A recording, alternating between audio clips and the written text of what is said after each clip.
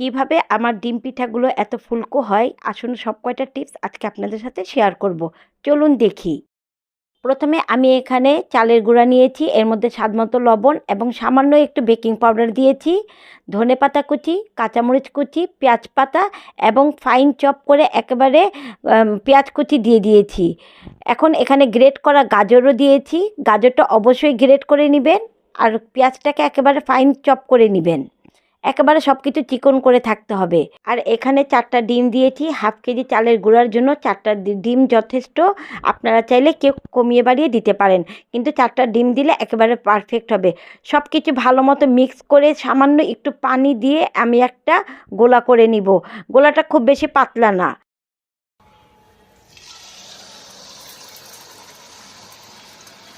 গরম তেলে পিঠাটা দিয়ে তেলটা এইভাবে উপচিয়ে দিবেন, তাহলে পিঠাটা ভালো মতো ফুলে যাবে। আর একটা কাঠি দিয়ে ছিদ্র করে দিবেন মাঝখানে। এই তো আমার হয়ে গেল ফুলকো ফুলকো ডিম পিঠা। প্লিজ শেয়ার করে দিবেন।